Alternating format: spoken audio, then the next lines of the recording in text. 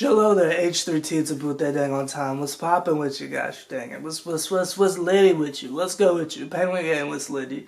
Welcome to another edition of the live stream. No, it's not a live stream. Welcome to another Nick video. Today we're doing the edited video on a Tuesday because listen, I've been chilling with the weekend as far as audio goes a whole lot, and at one point he was affiliated with the OVO camp, so I just feel like it's only right that we do get these views up on a Tuesday. Oh, listen, what's good with you?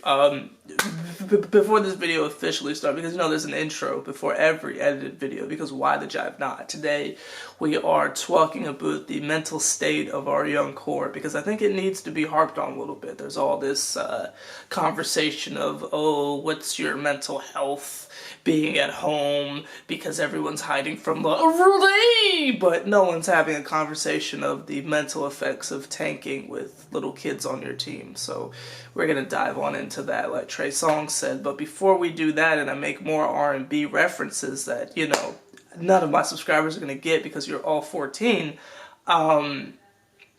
if you're interested in more SeverTheBond content, you can head on over to SeverTheBond Plus. Plug.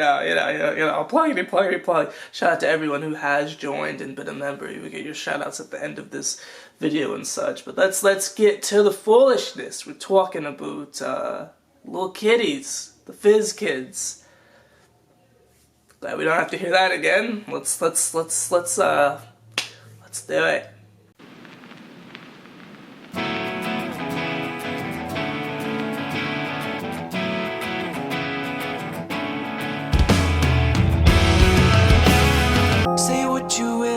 Second chances, deep down inside my soul, I know we're past that. And when I wake up in the darkness shaking, there's no one else to blame, I can't forget.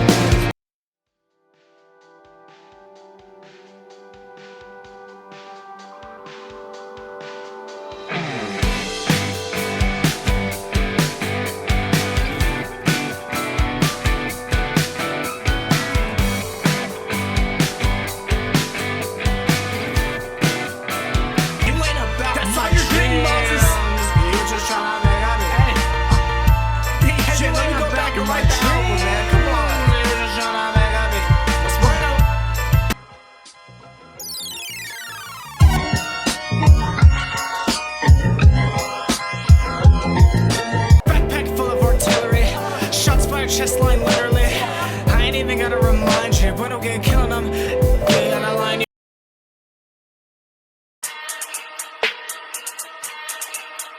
Yeah.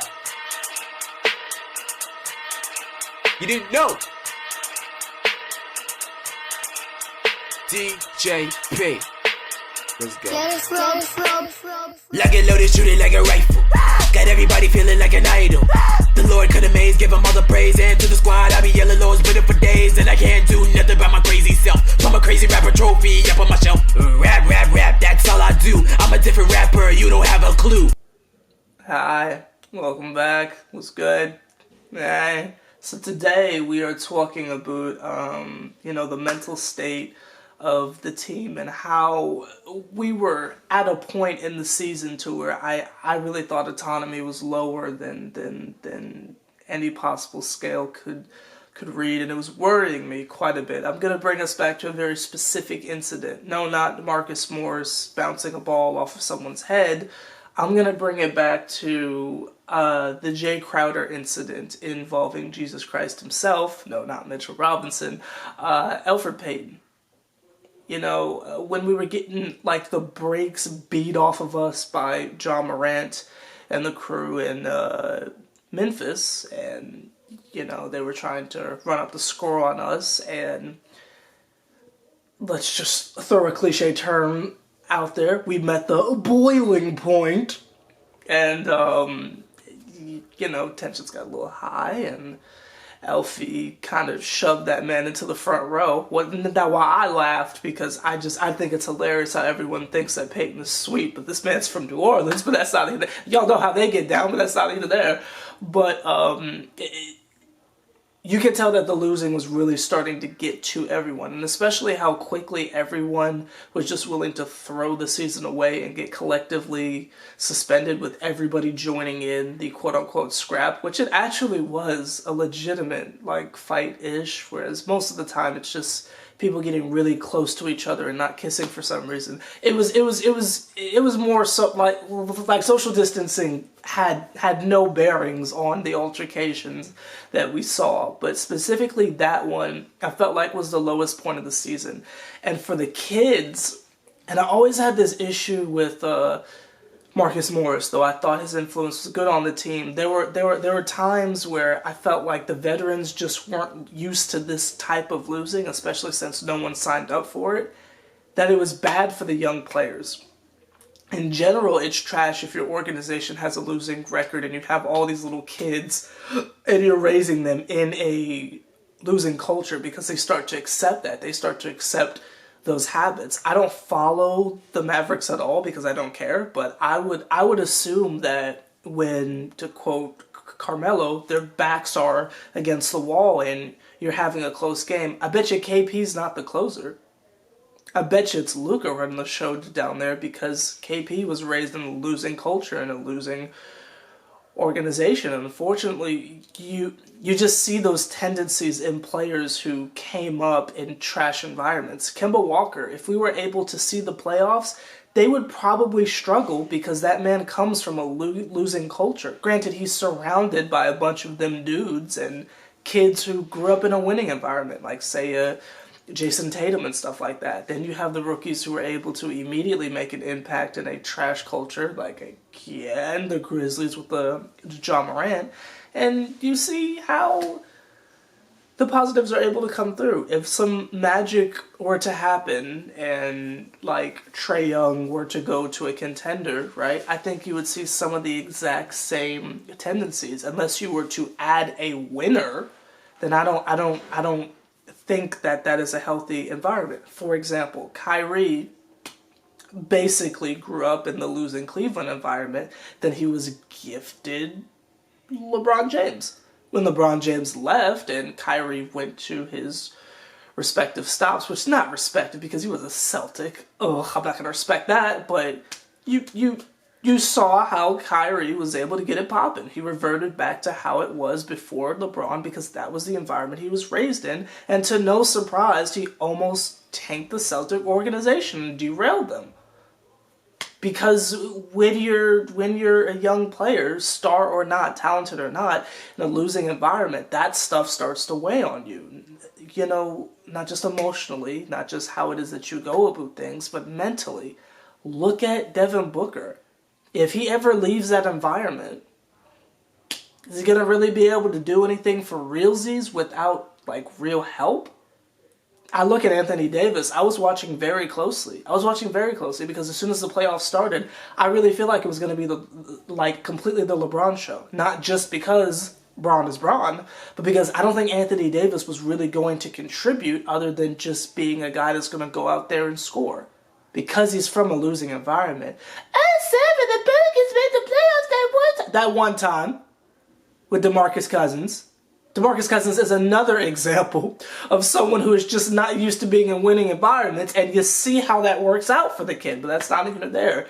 I feel like we were going to see similar things with a Kevin Knox, with a definitely a Frankie Dotson, because he's been there for the longest, him and Dotson, I guess, at this point. When we're raising these kids to get used to losing, and especially if they're not going to be moved away from this organization, so we're going into year 3, in Frank's case, year 5, or 4. I've already lost track, but that's not even there. When you have them in these environments where losing is just what it is, they start to accept it. As much as I love Peyton, you can tell he's used to being in losing environments. And that stuff starts to boil over in like high tension moments, which is what we saw.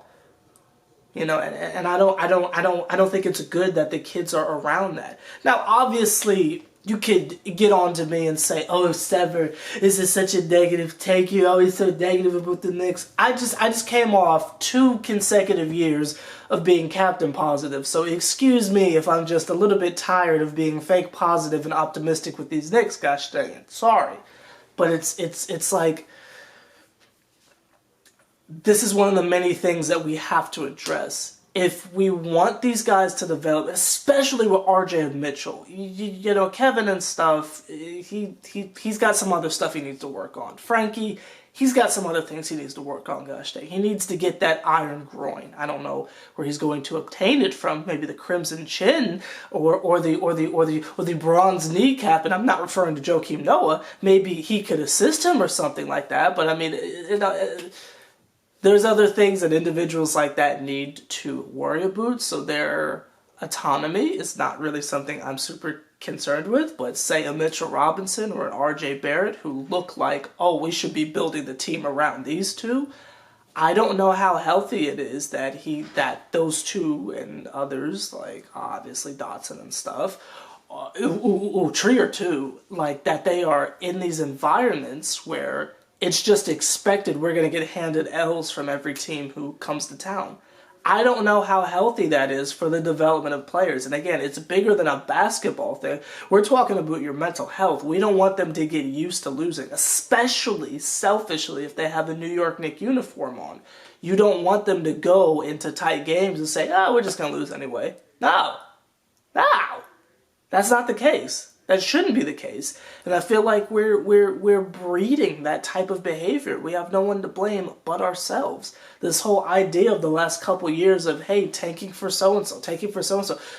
Some of y'all wanted to tank like 2 games into the preseason. Like, that's not healthy to players.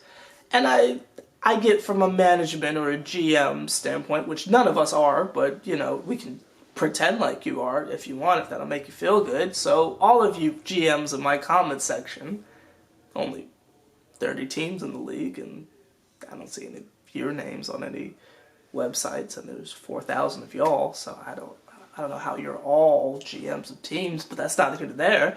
But when you take off your amateur GM hat for a quick second and you look at the people you have employed, you need them to be okay.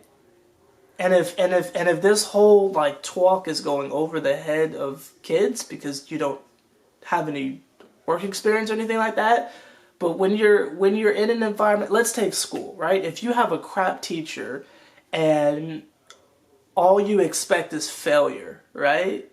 You know, you don't have any confidence that you'll pass a test, or your homework and quizzes are always going to be trash, right? That means your autonomy is low. Your confidence in yourself, your ability to be free and positive and make your own decisions and all that, and just have a positive outlook on your class. If you are in an environment where you've come to expect failure or stuff is just going to be trash, if you're on a team in sports where all they do is lose, your autonomy is low, and you need that to be high in order to properly function, not just in sports or the current thing that we're referring to, but in life in general. And especially with us having such a young core, we don't want to mess around and be the Chicago Bulls. Look at marketing, look at Levine, like we don't want to mess around and be the Timberwolves where they have lost for so long.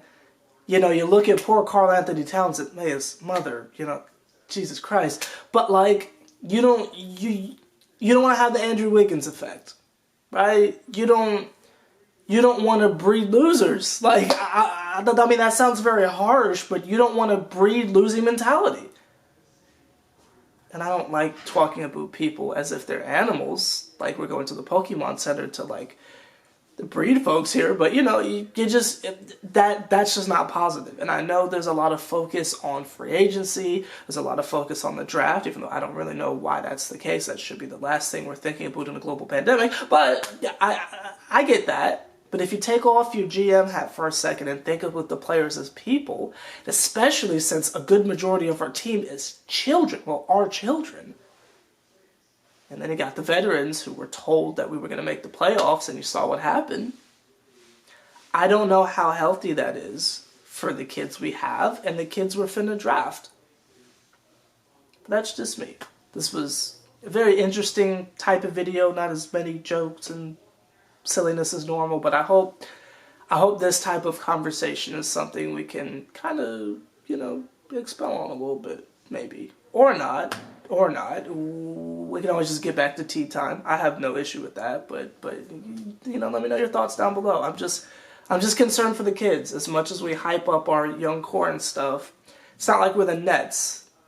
You know, our young nucleus didn't drag us into the first round. We barely got past 17 wins this year, and the year before that was 17. The year before that wasn't that good either, and then we had another 17 seasons before.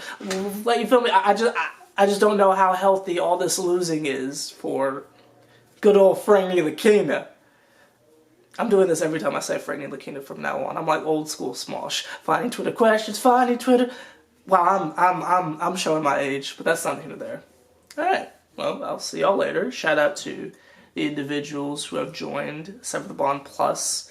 Gosh dang it, we're actually starting a series sometime this week. I haven't decided when, but since there's no games and I can't do the like pre-game thing, I'm actually going to start a little series where we like pretend like the season started over and we're going up and down all 29 other teams and seeing how it is we would compare like our chances of winning and losing if Mike Miller was a coach from the start. So for those of you who are on SeverTheBond Plus, be looking out for some Knicks videos on there too. I just have to find some time to do it because I'm uploading like every day on like all 4 channels at this point, but that's down here to there. So I'll see you later. I'm subscribe H+III+T. You see another triple OG putting as much work as me. Do me a favor, point them out. And I'll see y'all Thursday. Or if something crazy happens tomorrow. Hopefully not. Hey.